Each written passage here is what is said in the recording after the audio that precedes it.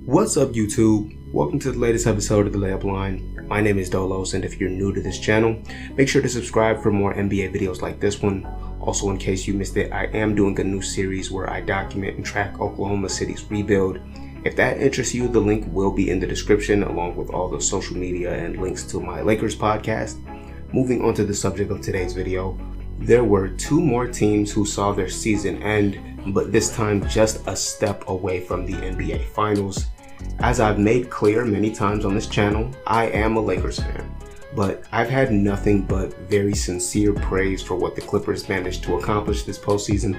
The Clippers, and primarily Paul George, were the NBA's biggest laughingstock since blowing that 3-1 lead in the playoffs last year. It was an embarrassing exit, especially after all the talk.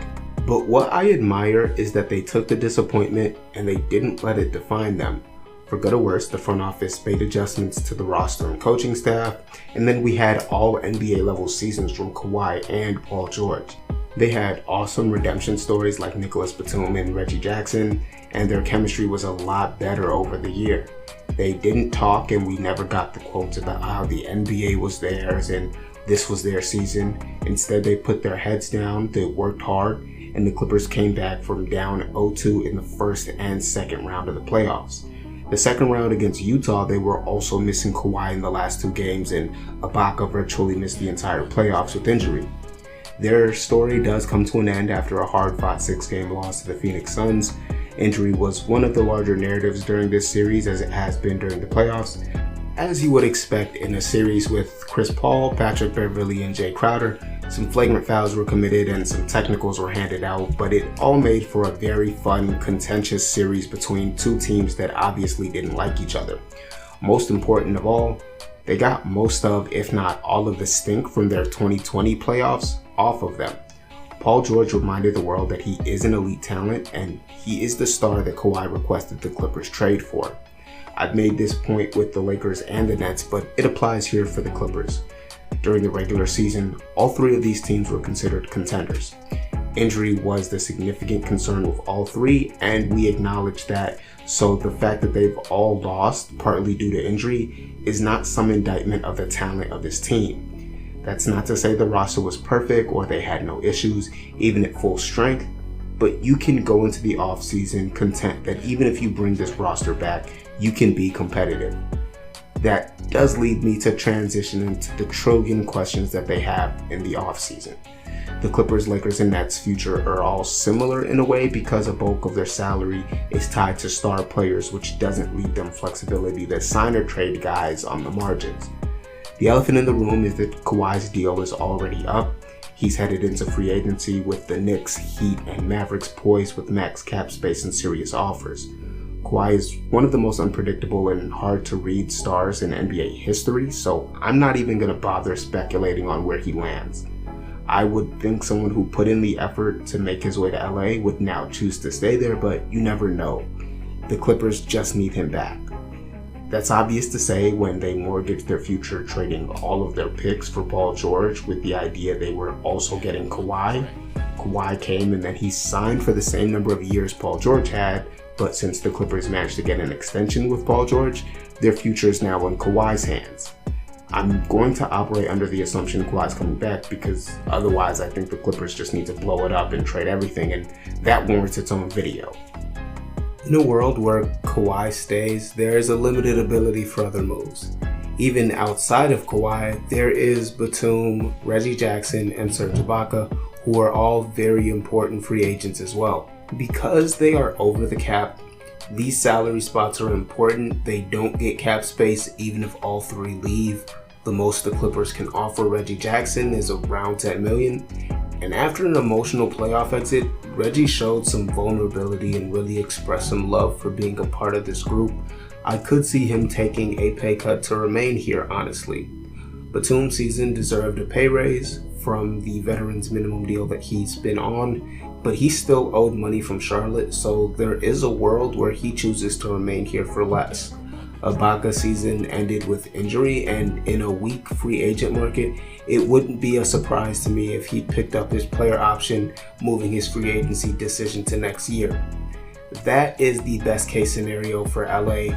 The worst case is obviously Kawhi leaving, but any number of these role players leaving could hurt them as well, given how significant all three were during the season, and especially Batum and Reggie in the playoffs.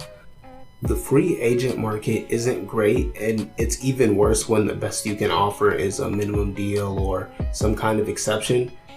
So a trade may be the Clippers' best route to make changes. Consensus is still that they need a better facilitating guard to get them organized. The Rondo thing clearly didn't work out, evidenced by the fact that he was out of their playoff rotation. Reggie Jackson took Pat Beverly's starting guard spot, so trade discussions might start with him if you retain Reggie. Zubac is probably one of the Clippers' better trade pieces, but moving him means they might need to get another big man to replace him. They don't have great options, but Kawhi and Paul George and their health will be at the core of whatever the Clippers can accomplish moving forward. Moving on to the Hawks, who lost in the Eastern Conference Finals against the Milwaukee Bucks. Atlanta was on a run to prove doubters wrong all playoffs. Last round, I even wrote the Hawks season memorial before Game 7, expecting them to get eliminated. Well, I am writing this one early too, but if you're hearing this, the Hawks obviously aren't headed to the finals. But regardless of the playoff exit here, there's a lot to be proud of. If you listen to local reporters and fans in the Atlanta area, this team re-energized the fan base with this run. When you consider that part of the Hawks ownership pushing to trade Trae for Luka was because they thought Trae would be a bigger draw for the fans, it's very fortunate for that front office that Trae can now be that while also being a legitimate NBA star. Trae Young made some marginal improvements on defense. He's no stopper, but he's no longer the league's worst defender, combined with a coach who's done a better job of hiding him. Trae is one of the best young shot makers in the league, and he pairs that with elite passing vision. Atlanta's a deep team too, so even though they don't have a second star, the sum of the parts end up being greater than the whole here.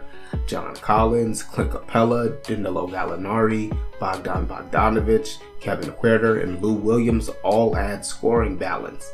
DeAndre Hunter, who's in the mix somewhere as one of the team's top 5 players because of his two-way ability, only played 5 games for them in the playoffs. Important future pieces like last year's 6th pick Onyeka Okongwu has looked really good, along with Cam Reddish, who only recently made his return from injury, and he showed us flashes of just how amazing he can be, especially in those final 2 games of this series.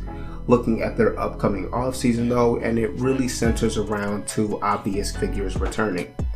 First is interim head coach Nate McMillan. He took over during the season, so the team needs to renegotiate a contract, but you don't let go of the guy who coached your young squad to the Eastern Conference Finals. The second person is John Collins, who declined a significant extension offer in the previous offseason. Collins hasn't hid the fact that he wants to get maxed, and although he had a good playoffs, I didn't personally see anything that indicates he's a max kind of guy. But your front office won't have much of ability to argue with the guy who was a key part of your run. Considering Trae will absolutely be getting a max when his time comes, and their other young pieces like Huerter, Reddish, and Hunter, and Double O as well will also be needing extensions when their rookie deals expire, this becomes an expensive team depending on what contract you give John Collins. The most important thing for the Hawks is that their young players continue developing and ascending. Because of the financial commitments coming up on the horizon, this is what the team's core will likely be moving forward, and they prove to be a good team, but the Eastern Conference is getting tougher, and some of their rivals have more variety in the moves that they can make to improve. But that's just to present the pessimistic view. I really do like Atlanta's odds of maximizing the talent in this group, and it really does help that they have such great chemistry. But that's it for this video. If you made it all the way to the end, I really appreciate that. Don't forget to check out my new series on the Thunder, because there should be another video dropping on that this week. Also, me and my guy Rose have a Lakers podcast. We've been talking a lot of general NBA and playoff basketball, so check it out even if you aren't a Lakers fan. Thank you for watching though, and enjoy the rest of your day.